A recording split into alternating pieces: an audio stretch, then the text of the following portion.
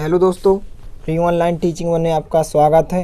तो हम आगे बढ़ते हुए अध्याय 3 दो चर वाले रैखिक समीकरण का प्रश्न क्रमांक 6 हल करेंगे। तो इससे पहले हम कुछ महत्वपूर्ण शर्तें देख लेते हैं।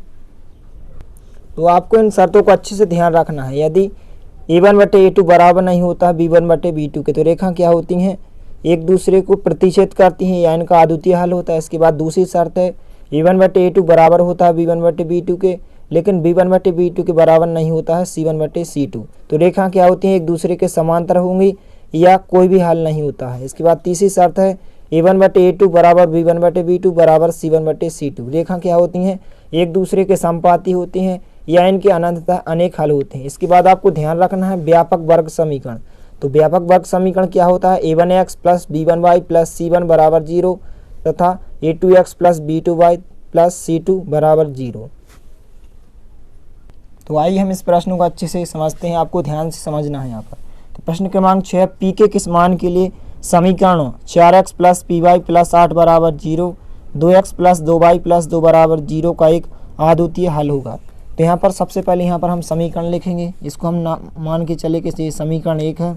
इसके बाद दूसरा समीकरण 2x प्लस 2y प्लस 2 बराबर 0, इसको हमने समीकरण नंबर 2 माना।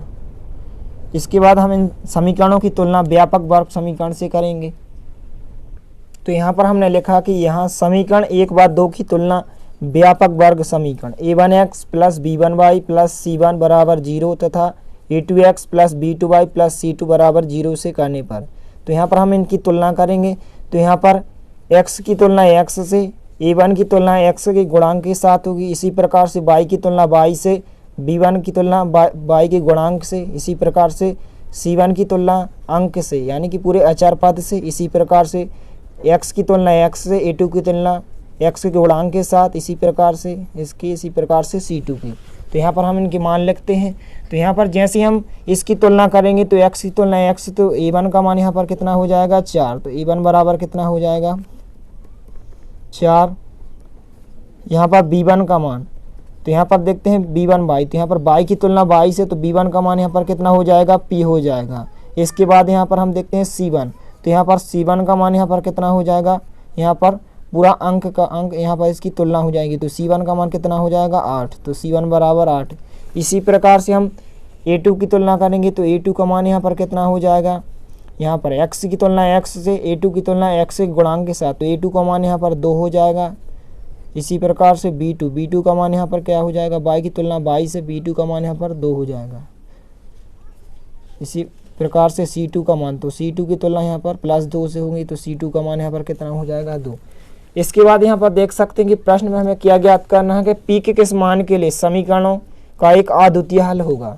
तो यहाँ पर सबसे पहले हम इनके मान निकालते हैं। इसलिए यहाँ a1/a2 बराबर क्या हो जाएगा 4/2। यदि हम इसको 2 से कैंसिल कर दें तो 2 दूनी 4, 2 एकम 2, कितना आ जाएगा 2/1। इसी प्रकार से हम b1/b2 निकाल सकते हैं। b1/b2 बराबर क्या हो जाएगा, b1 का मान यहाँ पर p है, b2 का मान यहाँ पर 2 है, तो यहाँ पर हम 2 लिखें, तो p/2। चूँकि यहाँ पर हमें क्या चेक करना कि एक अद्वितीय हल होगा, p के किस मान के लिए समीकरण निकालना क्या होगा, अद्वितीय हल होगा। तो यहाँ पर हम अद्वितीय हल के लिए शर्त क्या होती है वो लिखेंगे। तो यहाँ पर हम लिखेंगे प्रश्नानुसार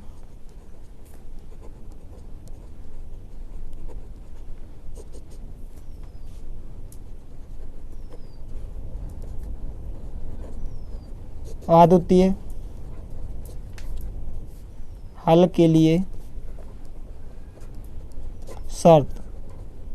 तो अद्वितीय हल के लिए शर्त क्या होती है कि a1/a2 बराबर नहीं होता है b1/b2 के। तो यहाँ पर हम इनके मान रख देंगे। a1/a2 का मान यहाँ पर कितना दिया गया है 2/1, तो यहाँ पर हम रखेंगे 2/1 बराबर नहीं है। b1/b2 का मान यहाँ पर क्या है p/2, तो यहाँ पर हम लिखेंगे p/2। इसके बाद यहाँ पर हम त्रियक गुणा करेंगे। जैसे ही त्रियक गुणा करेंगे तो p का गुणा 1 से हो जाएगा, तो यहाँ पर क्या आ जाएगा p आ जाएगा, और 2 का गुणा 2 से होगा, कितना आ जाएगा 4 आ जाएगा, बराबर नहीं है। तो यहाँ पर p बराबर नहीं है 4 की। तो इसका मतलब क्या है कि p का मान 4 को छोड़कर कोई भी संख्या के लिए निकाय का क्या होगा, अद्वितीय हल होगा। इस प्रकार से इस प्रश्न को आपको अच्छे से तैयार कर लेना है। इसके बाद आप इस प्रश्न को नोट कर सकते हैं। तो आपका इस पैटर्न का कोई भी प्रश्न आ जाए तो आपको इसी पैटर्न से हल करना है। इसके बाद देखते हैं हम प्रश्न क्रमांक 7, के किस मान के लिए निम्न रैखिक समीकरण युग्म के अपरिमित रूप से अनेक हल होंगे। तो यहाँ पर हमें के का मान ज्ञात करना है। यहाँ पर आपको 2 रैखिक समीकरण दिए गए हैं। तो यहाँ पर सबसे पहले हमने लिखा हल, माना कि ये आपका पहला रैखिक समीकरण है, ये दूसरा रैखिक समीकरण है। इसके बाद यहाँ पर रैखिक समीकरणों की तुलना व्यापक वर्ग समीकरण से तुलना करेंगे।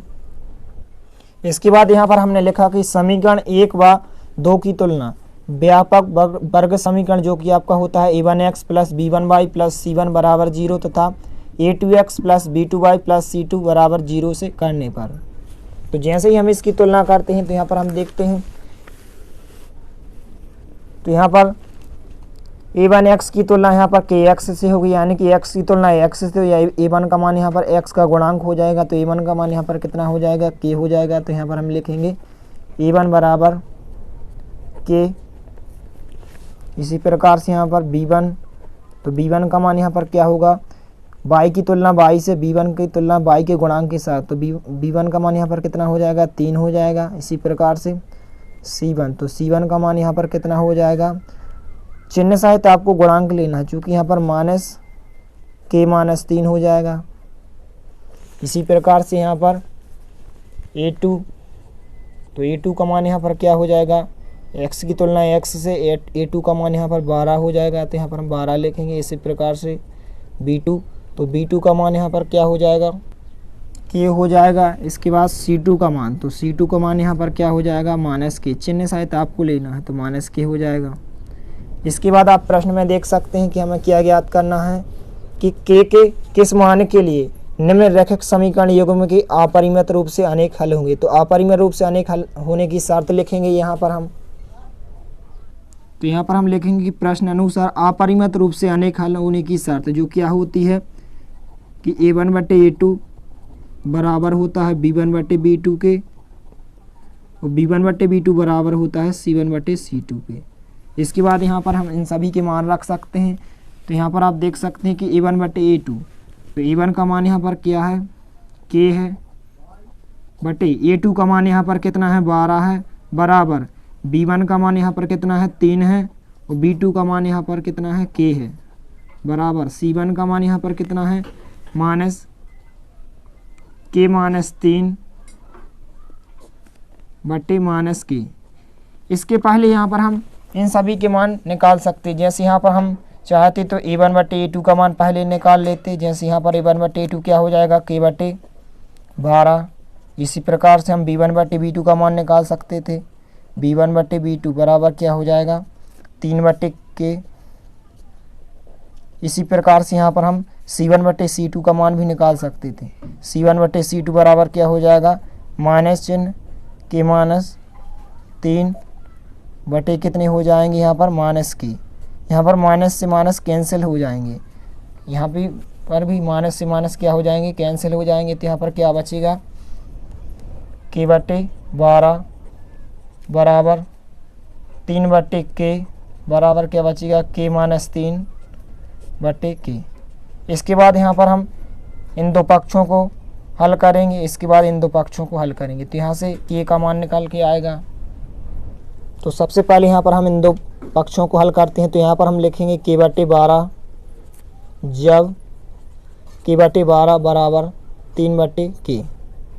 तो इसको हम हल करते हैं। तो यहाँ पर हम त्रियक गुणा करते हैं। k का गुणा k से होगा तो कितना आ जाएगा, k वर्ग बराबर 12 का गुणा 3 में होगा, कितने आ जाएंगे, 36। इसके बाद जैसे ही वर्ग हटाते हैं तो क्या आ जाता है यहाँ पर, वर्गमूल। तो k बराबर करनी 36। इसके बाद यहाँ पर हम इसके गुणनखंड लिख सकते हैं 6 गुणित 6। 36 के गुणनखंड क्या होते हैं, 6 गुणित 6। तो यहाँ पर क्या आ जाएगा, प्लस माइनस।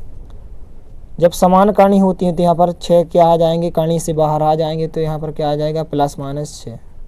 तो के का मान क्या हो सकता है, +-6। जब हमने इन दोनों को हल करा तो क्या आया, के का मान +-6। इसके बाद k/12 और k-3/k को भी हम हल कर सकते हैं, या फिर 3/k बराबर k-3 इसको भी हल कर सकते हैं। तो यहाँ पर हम इन दोनों को हल करेंगे। तो यहाँ पर जैसे ही हल करेंगे 3/k तथा 3/k बराबर k-3/k। इसके बाद यहाँ पर हम त्रियक गुणा करेंगे। तो जैसे ही त्रियक गुणा करेंगे तो क्या हो जाएगा, k का गुणा k से होगा तो k वर्ग आ जाएगा। यहाँ पर k का गुणा -3 से होगा तो -3 के आ जाएंगे, बराबर क्या हो जाएगा, 3 का गुणा k से होगा तो कितने हो जाएंगे, 3 के हो जाएंगे। इसके बाद यहाँ पर हम k वर्ग जहाँ के था -3 k भी जहाँ के था। इसके बाद +3k का पक्षांतर हम इस तरफ करेंगे तो -3k हो जाएंगे, बराबर क्या बचेगा, 0 बचेगा। इसके बाद यहाँ पर आप देख सकते हैं कि k वर्ग -3 के कितने हो जाएंगे, -6 के बराबर 0। इसके बाद यहाँ पर देख सकते हैं कि यहाँ पर k वर्ग है, यहाँ पर -6k है। तो यहाँ से हम k कॉमन निकाल लेंगे तो अंदर क्या बचेगा, यहाँ पर k वर्ग है तो अंदर बचेगा 1k माइनस, यहाँ पर k कॉमन निकल चुका है तो अंदर क्या बचेगा, 6 बचेगा, बराबर 0।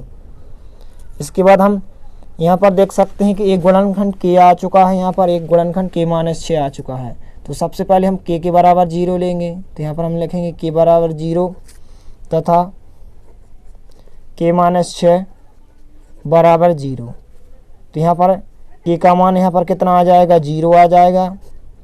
तथा यहाँ पर जैसे हम -6 का पक्षांतर करेंगे तो +6 हो जाएगा। तो यहाँ पर k का मान 6 हो जाएगा।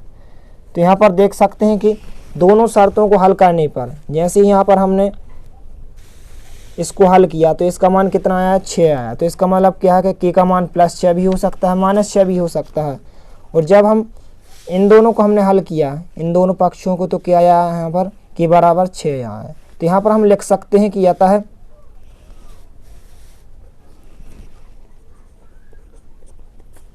k बराबर 6 के लिए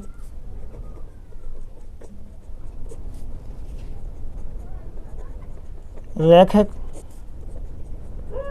समीकरण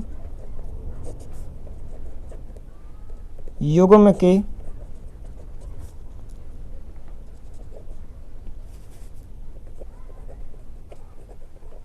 अपरिमित रूप से अनेक हल होंगे। तो इस प्रकार से आपको लिख देना है कि अतः k बराबर 6 के लिए रैखिक समीकरण युग्म के अपरिमित रूप से अनेक हल होंगे। तो आइए हम इस प्रश्न के हल को नोट कर सकते हैं। तो यहाँ पर आप इस प्रश्न को हल को नोट कर लीजिए।